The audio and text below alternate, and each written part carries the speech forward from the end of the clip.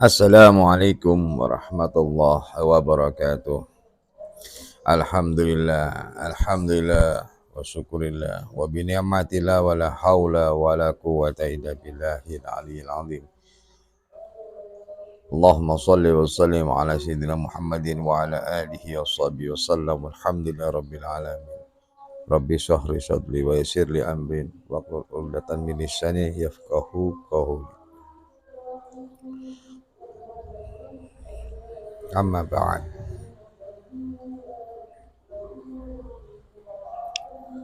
Ayuhal muslimin, netizen yang dirahmati oleh Allah Subhanahu wa taala, alhamdulillah segala puji kami haturkan kepada Allah Subhanahu wa taala yang mana hingga sampai detik ini kita masih diberikan kesehatan, sehat jasmani rohani, diberikan hidayah Allah, maula Allah, dan dimudahkan semua urusan-urusan kita oleh Allah Subhanahu wa taala.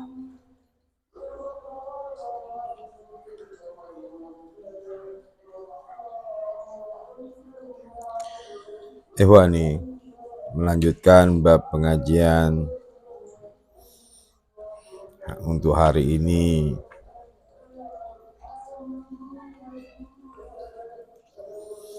adalah mengenai kelanjutan daripada bab ilmu yang wajib kita ikuti dan ilmu yang tidak wajib tidak usah kita ikuti. Kemarin tentang pembelajaran bagaimana kita mengedepankan ilmu yang bersifat terpuji dan menjauhi ilmu yang tidak bermanfaat bagi kita. Karena ilmu itu adalah batasan-batasan bagi orang yang ahli berpikir untuk mencapai ridhonya Allah.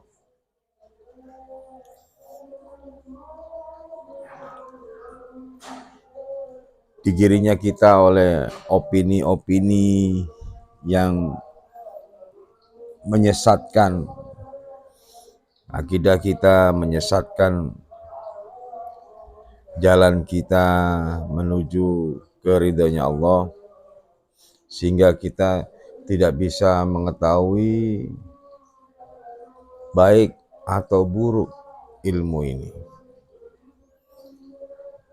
Terkadang kita benar-benar seperti halnya kita bahasanya,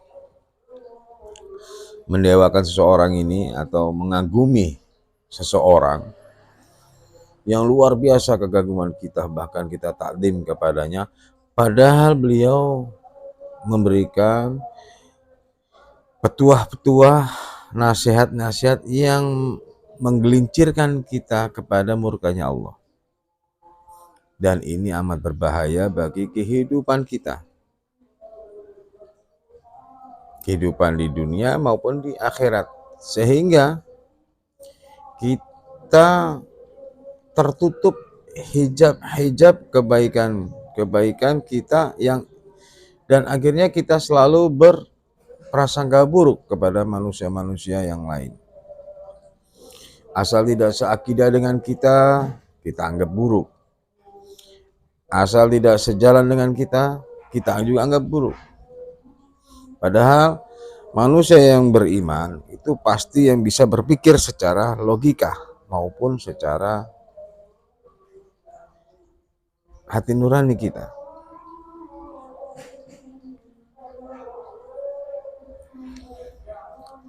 Ajaran Islam itu luas, saudara. Luas banget.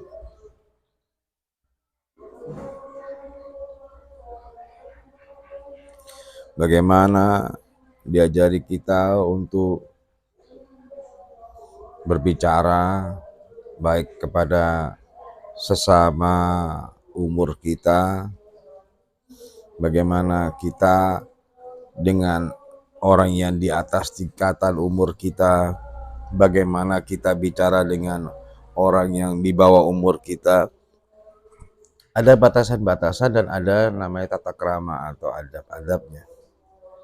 Dan inilah adalah akhlak kita.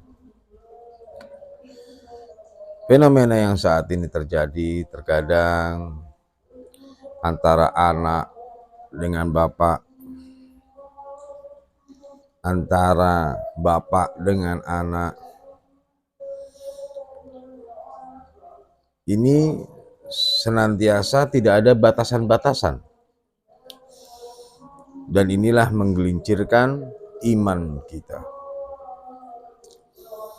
Saudara, walaupun kita berilmu, tetapi cara kita berbicara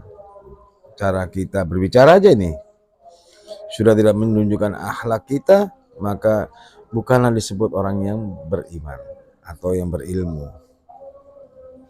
Walaupun kepada di bawah kita, contoh, selisih umur misalnya dengan saya, katakanlah sisi 5 atau 10 tahun di bawah saya, panggillah dengan kata-kata mas atau abang, artinya di situ aja sudah menghormati. Nggak peduli dia lebih muda atau apa, kita hormatin dia sebagai manusia. Maka tentu yang anak muda tersebut juga akan menghargai kita. Dan inilah yang terjadi, adab-adab tata krama yang baik, akhlak yang baik.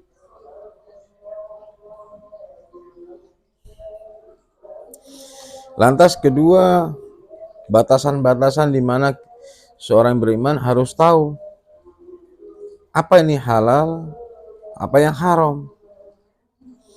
Terkadang kita digelincirkan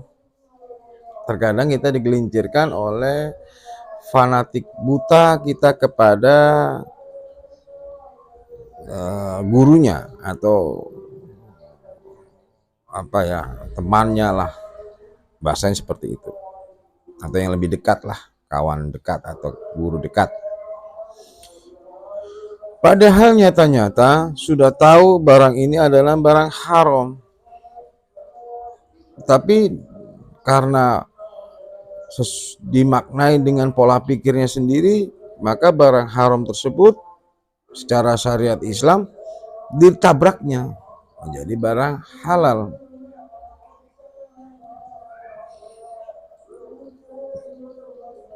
Misalnya dalam suatu perjamuan kita duduk kumpul-kumpul, ada kata-kata, ayo minumlah sedikit, asal tidak memabukkan, nggak haram. Dan ini salah, saudara. Walaupun katakan minum kita sedikit atau banyak, tetap apa, alkohol masuk itu tetap haram.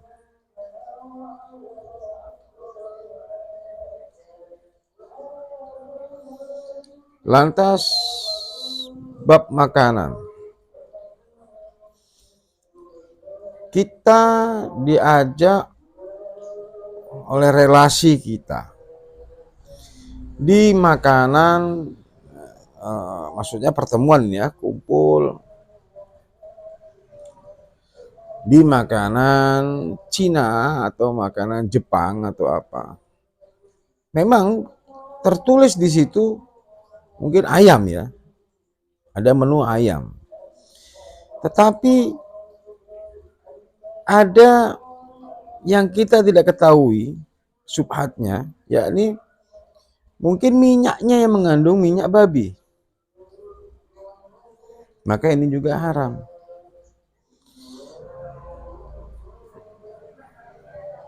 Dan bagaimana kita mengetahui bahwa resto tersebut menggulirkan barang haram? Saudara, Tidak kurang yang namanya restoran yang berbau Islam. Banyak saudara. Kenapa? Kalau memang kita ingin bertemu, kita ikuti apa nurani kita. Andai kata kita pun diajak ke situ, dan memang itu relasi yang sangat penting, cukuplah kita minum air putihnya aja. Atau minuman-minumannya aja. Minumannya misalnya minuman jus, atau es, kopi dan sebagainya. Tidak apa-apa saudara. Karena apa? Kita menghindari barang-barang tersebut adalah barang haram. Misalnya ditawari, makan apa? Karena kita melihat ini masakan-masakan yang non muslim, maka kita bilang, Pak mohon maaf Pak, saya sudah makan. Atau Pak mohon maaf, saya khawatir Pak, lebih baik saya minum aja. Tolaklah karena takut kepada Allah.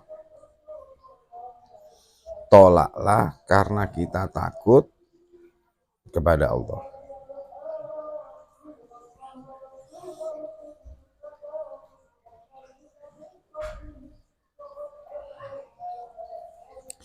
Dan ini adalah salah satu bentuk-bentuk ilmu-ilmu yang kita dapat dari literatur, buku-buku, atau dari nasihat-nasihat para salaf kita, para guru-guru kita, tentang batasan-batasan seperti hal tadi, ilmu yang baik dan ilmu yang tercela. Ilmu yang baik maksudnya adalah ilmu yang menyelamatkan diri kita dan untuk mencapai ridhonya Allah. Dan Islam ada yang luas tentang batasan-batasan tersebut.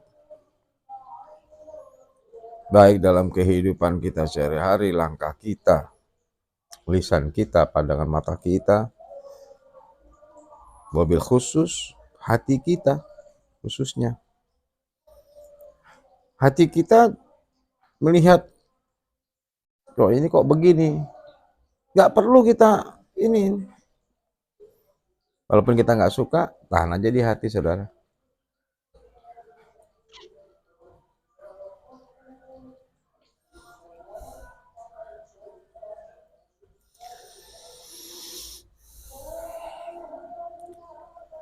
Dan salah satu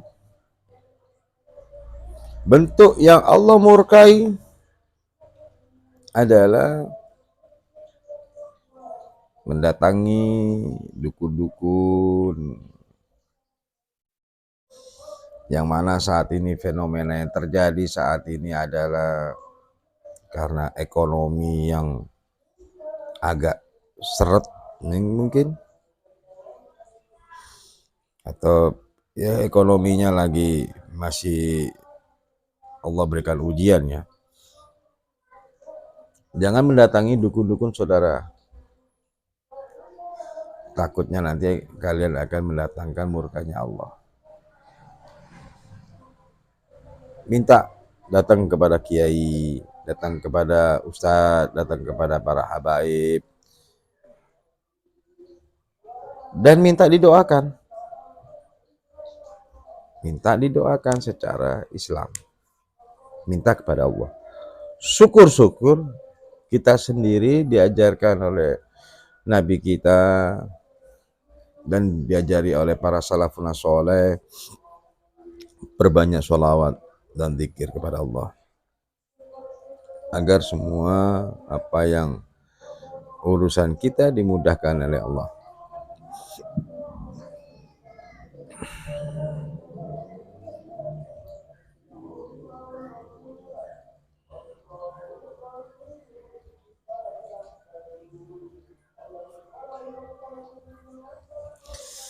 Saudara,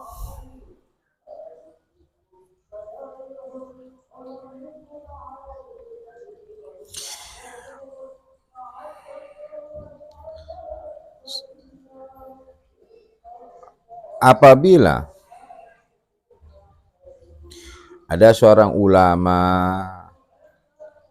yang menceritakan tauladan-tauladan daripada si fulan, menceritakan tentang karomah ini itu si fulan yang beliau tersebut adalah aulia Allah.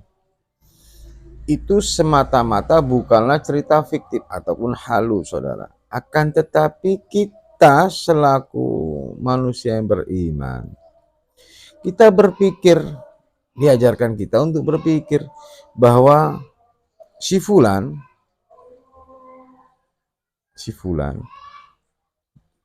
kok mendapatkan karomah, dan doanya luar biasa, langsung kabul sama Allah. Misalnya contoh yang dapat kita ambil pelajarannya adalah seperti halnya Al-Habib Saleh bin Muhsin Al-Hamid Maula Tanggul, atau terkenal namanya Habib Saleh Tanggul. Doanya senantiasa langsung diijabah sama Allah, bagaikan kilat yang menyambar, dan doa tersebut diibaratkan sebelum air hujan, sebelum turun ke bumi, doa tersebut sudah diijabah dengan Allah. Saudara, ini bukan cerita halus, saudara. Akan tetapi intisari daripada tersebut, marilah kita berpikir, siapakah Habib Saleh ini? Saudara,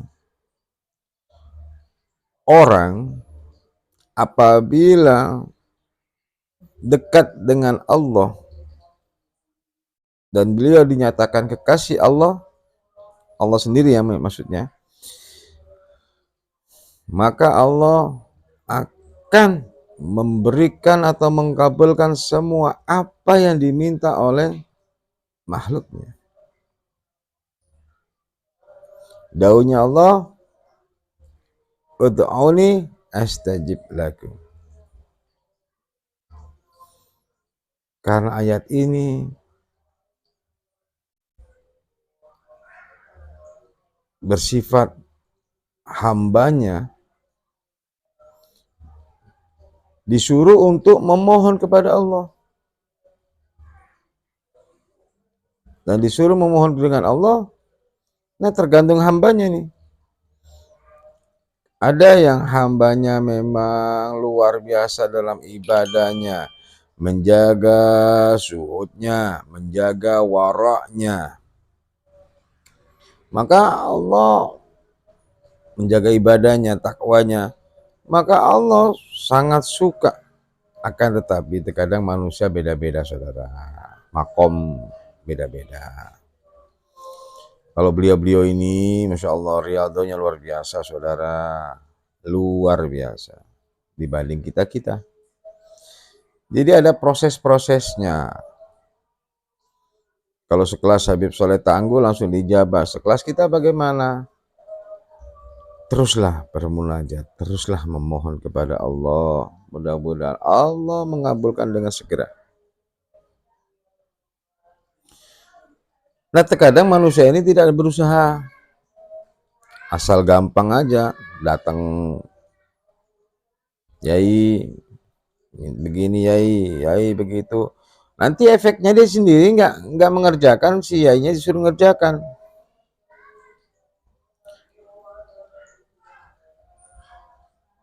Nah, si kiai atau ustadz atau para habaib ini mungkin lupa dalam berdoanya atau kurangnya atau kelupaan lah ya, kelupaan tepatnya, maka mungkin tidak termaktub dalam doanya, dan doanya bisa jadi sama Allah masih ditahan. Karena apa? Kita yang mendatangi tersebut, kita sendiri aja tidak sholat, tidak zikir, tidak memohon kepada Allah. Jadi tiba-tiba nanti si orang tersebut beranggapan bahwa wah si kiai ini, wah atau ustadz ini, atau habib ini doanya nggak mandi. Bukan saudara, melainkan Anda sendiri juga nggak berdoa. Dan doa kita terkadang sama Allah diberikan langsung, kadang ada yang tertahan saudara, masih ditahan sama Allah. Karena Allah akan memberikan terbaik. Itu saudara. Contoh-contoh para aulia-aulia Allah ini menjadikan suri tauladan bagi kita. Bagaimana kealiman, bagaimana menjaga sikap waraknya, menjaga sifat suhudnya. Inilah yang perlu kita ikutin.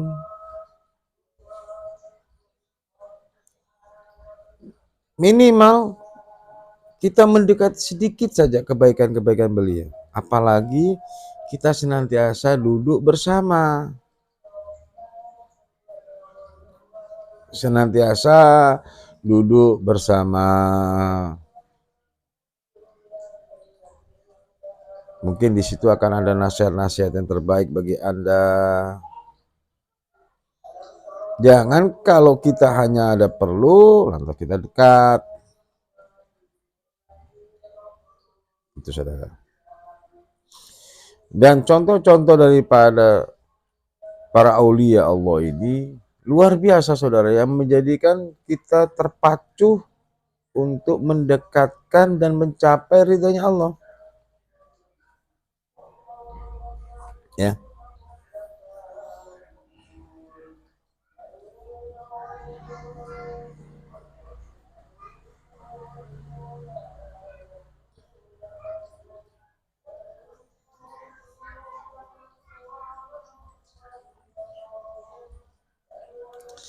Ini saudara, sebentar lagi, tinggal beberapa hari lagi kita memasuki bulan suci Ramadan.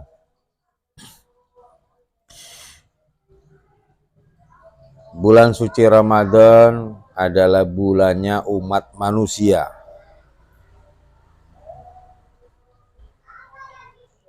Kalau bulan Rajab adalah bulannya Allah, Sa'ban adalah bulan Nabi.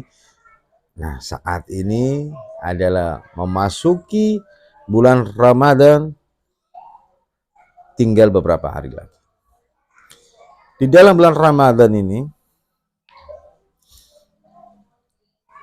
banyak keistimewaan, banyak keajaiban, banyak dibukanya pintu maaf buat kita. Banyak sekali Allah menurunkan rahmatnya bagi umat manusia.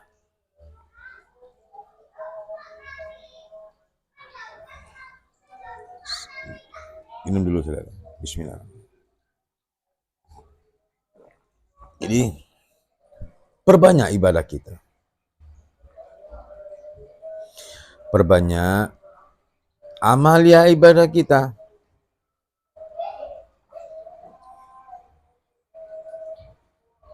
Berpuasa, membaca Quran, berwirid, sholat, qiyamul lail. Perbanyaklah ibadah-ibadah kita. Khususnya ada hari teristimewa,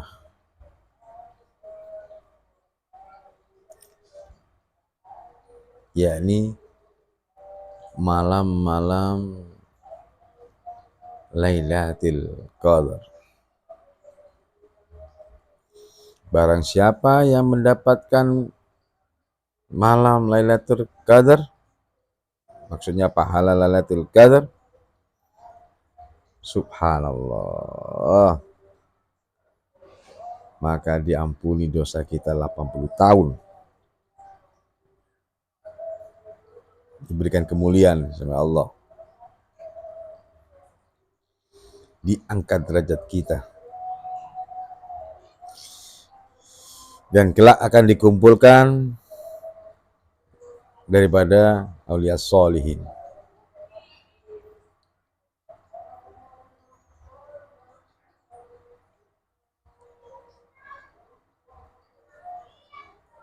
Bulan-bulan ganjil yang dari pertengahan hingga akhir Ramadan. Disitulah letak bulan atau malam Lailatul Qadar.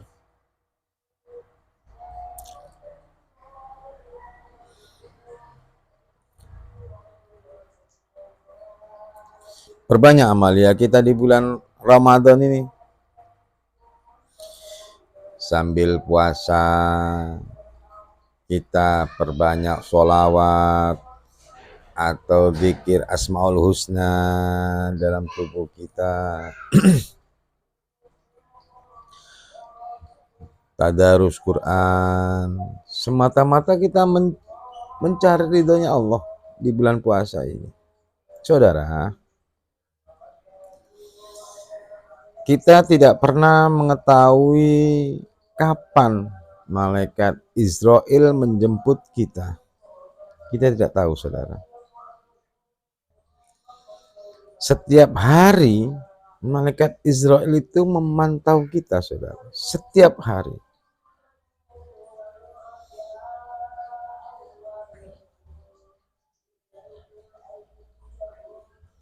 Apabila belum saatnya, memang belum saatnya kita diambil. Tetapi begitu saatnya, maka tidak bisa kita sembunyi daripada malaikat Israel. Dan alangkah indahnya apabila kita pada saat dicabut roh kita oleh malaikat Israel, disitulah kita dalam posisi beribadah kepada Allah. Alangkah indahnya, saudara. Dan kita semua berharap seperti itu, saudara. Entah dalam sujud kita, entah itu dalam kita membaca Quran kita, entah kita dalam zikir kita, tenggelam di dalam nuansa muhasabah kita kepada Allah, betapa nikmatnya, saudara.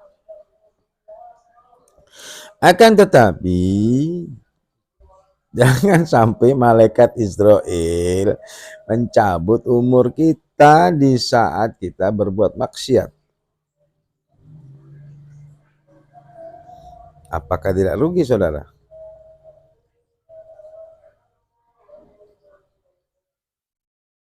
Itulah, saudara.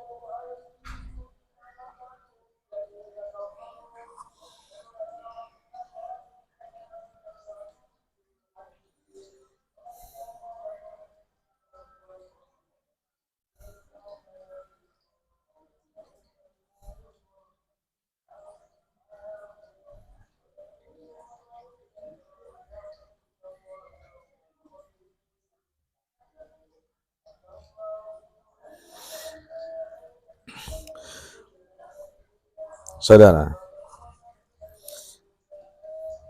marilah kita belajar dari mencontoh para alim alama. Belajar aja, mencontoh. Dan itu haruslah kita terapkan. Mudah-mudahan kita semua dijadikan orang alim alama. Orang yang senantiasa ingin menggapai ridhonya Allah. Seperti tadi yang saya sampaikan bahwa Al-Habib Soleh dengan kita pasti jauh derajatnya, tetapi kita wajib mencontoh, saudara. Itulah kenapa Rasulullah sebagai suri toladan kita, dan warasatul anbiya juga penerus Nabi, jejaknya juga kita harus ikutin, harus kita contoh. Ini mah sedikit untuk kebaikan-kebaikan, bagaimana caranya kita meneladani seperti halnya beliau. Berkata Imam Syafi'i radhiyallahu anhu,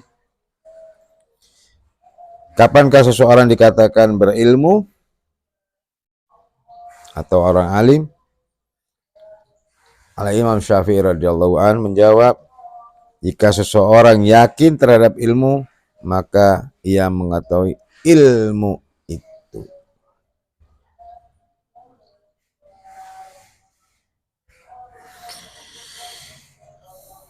Bagaimana orang yang dikatakan alim tadi? Adalah orang yang yakin terhadap ilmunya. Yakin dengan ilmunya. Akan tetapi yakin dengan benar, saudara. Fenomena yang saat ini terjadi, terkadang ayat Allah, ini hati-hati nih ya. Hati-hati saudara, hati-hati. Banyak ulama-ulama su'uh.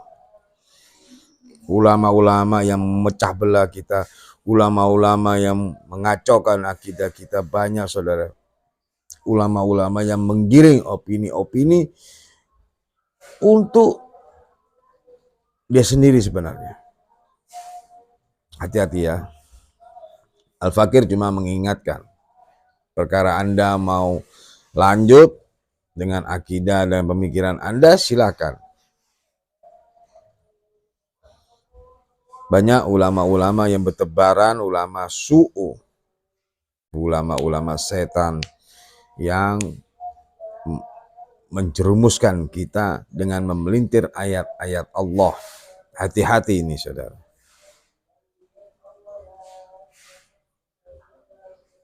Ya. Kalau kita tidak mengetahui permasalahan, solusinya, maka tanyalah kepada para ahlinya yang benar-benar ahli.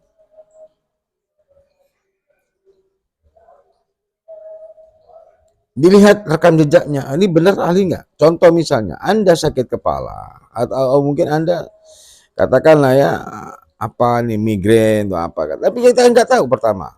Datang kepada dokter yang ahli.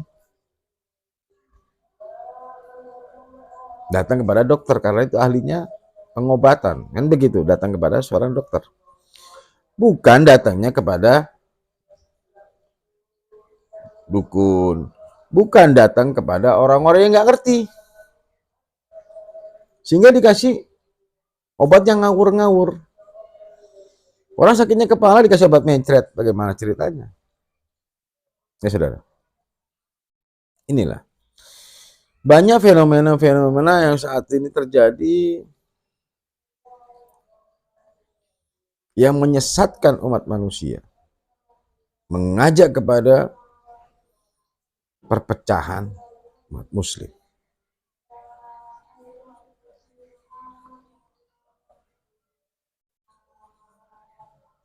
Contoh, nih sebentar lagi bulan puasa.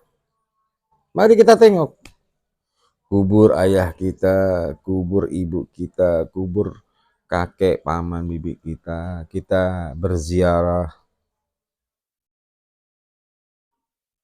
Secara jasad memang ya nggak ada, lenyap, udah dimakan oleh cacing, oleh segala ini ya. Tetapi secara ruhnya masih di situ saudara. Dan beliau masih melihat kita. Beliau mengharapkan doa anak-anak soleh, anak-anaknya.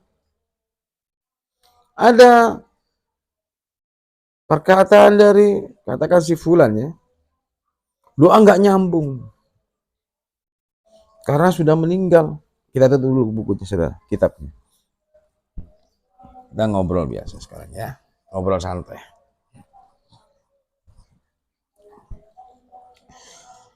Doa nggak nyambung, saudara. Anda mengatakan hal tersebut, dalilnya apa? Kadang saya ditanya seperti itu. Sorry saudara ya, kita semua apa ya.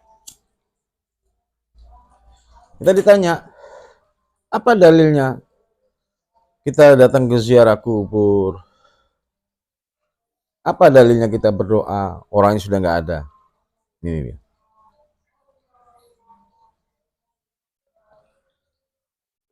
Walaupun ada dalil,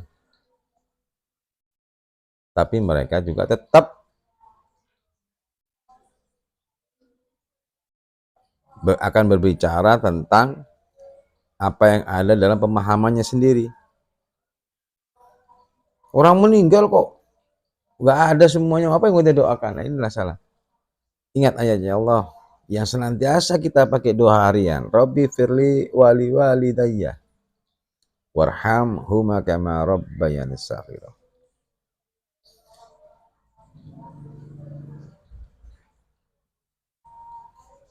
Buat apa ayat ini diturunkan oleh Allah? Kalau Anda datang ke makam baru Anda tanya, mana dalilnya, mana ininya, atau doa nggak nyambung. Salah, saudara. Salah. Kita menziarahi kubur sebagaimana pernah baginda Nabi SAW juga menziarahi.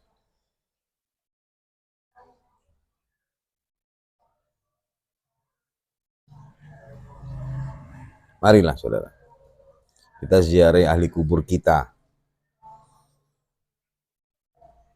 Janganlah berpikir bahwa ahli kubur kita tidak mengetahui, saudara.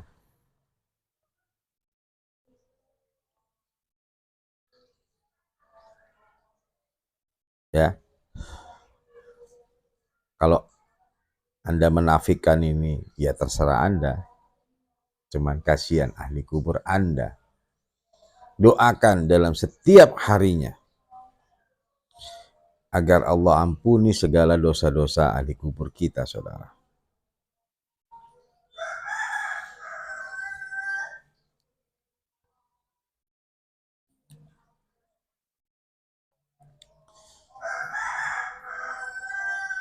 Dan banyak fenomena yang terjadi saat ini yang orang nggak ngerti membawa-bawa ayat Quran, berdusta kan itu. Termasuk tadi. Itu salah satu contoh. Contoh yang kedua saat ini, rame tentang masalah nasab.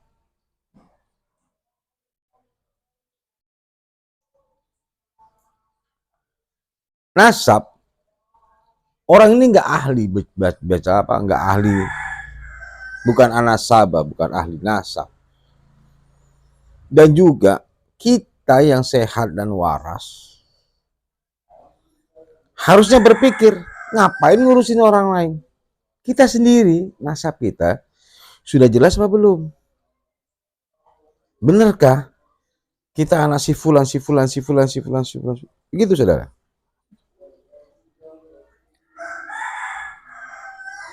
Dan kedua, dari fenomena ini, ada sebagian kelompok yang merasa alim, yang merasa pintar, memelintir ayat-ayat Allah. Hati-hati di situ. Anda mendustakan ayat-ayat Allah. Anda menggiring opini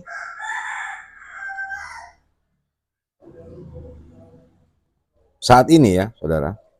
Digiring opini para Balawi agar dirungkatkan bahasa dia.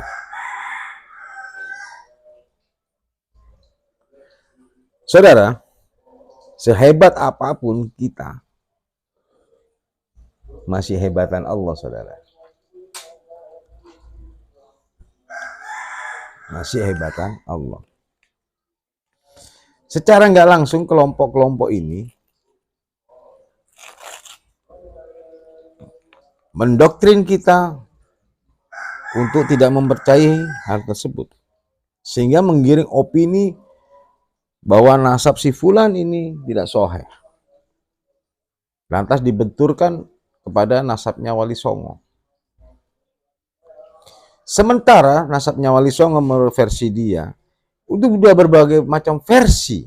Ada versi dari keturunan Syekh Abdul Qadir Jailani, ada yang keturunan Musa Al-Kadim, ada yang keturunan dari Amil Faqih.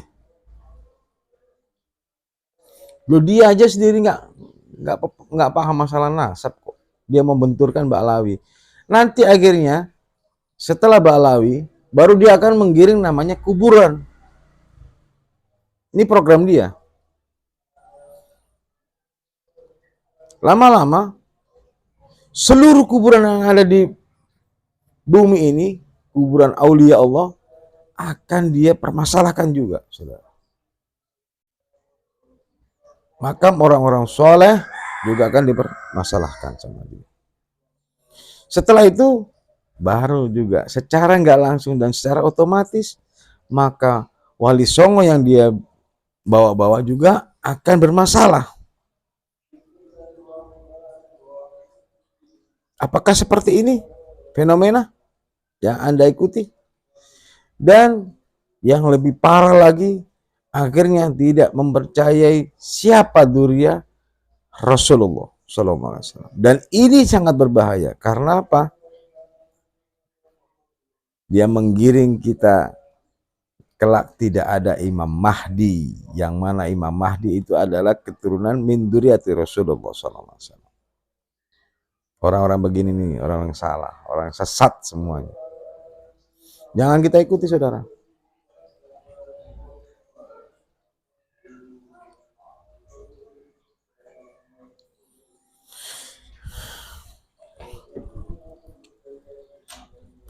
Contoh konkret yang mana kita harusnya ikuti adalah para salaf-salaf kita, para aulia kita, para ulama kita yang salafun soleh, yang alim alam. Mereka giring, saudara, untuk tidak mempercayai. Mereka giring untuk tidak mempercayai. Dan mereka giring untuk percaya kepada dia. Lah, ini bahaya, saudara. Inilah ilmu-ilmu yang tercelah, yang mengajarkan umat manusia agar salah jalan, sehingga kita digiring dengan doktrin-doktrin tersebut agar kita jauh kepada keimanan kita yang percaya bahwa warasatun anbiya, masih ada penerus nabi, saudara. Kalau udah orang-orang alim diruntuhkan sama dia, seolah dia paling alim, bahaya, saudara. Jangan ikuti seperti ini, saudara. Anda jangan mengikuti hal ini, karena hal ini tidaklah bagus bagi kita untuk mempercayai hal-hal ini dan menggiring kita kepada kemurkaan Allah kelak. Akan ada pertanggungjawaban.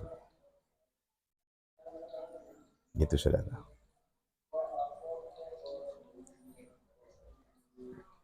Paham sampai sini? Lantas ilmu yang tercela yang lain tadi tentang bab halal haram, bab apa aja yang menggiring kita mencari murkanya Allah, cari masalah Anda. Di bulan puasa ini, ya Allah, di bulan puasa ini, saudara, marilah kita berlomba-lomba meningkatkan ibadah kita agar dosa-dosa kita diampuni oleh Allah, dan kelak di tahun-tahun berikutnya keimanan kita senantiasa kita tata, kita belajar menjadi orang yang lebih baik lagi. Demikian nasihat di pagi ini, mudah-mudahan kita senantiasa dijadikan umat yang diridhoi oleh Allah, dijadikan umat yang kelak kumpul di dalam surga telaganya Nabi Shallallahu Alaihi Wasallam. Marilah, saudara, kita tingkatkan ibadah kita. Marilah kita perbaiki kehidupan kita. Marilah kita jalani kehidupan di sisa umur ini dengan kebaikan-kebaikan dan mencapai ridhonya Allah Subhanahu wa Ta'ala. Demikian nasihat pagi ini. Mudah-mudahan nasihat ini berguna bagi Anda dan terapkan dalam kehidupan kita sehari-hari. Wassalamualaikum warahmatullahi wabarakatuh.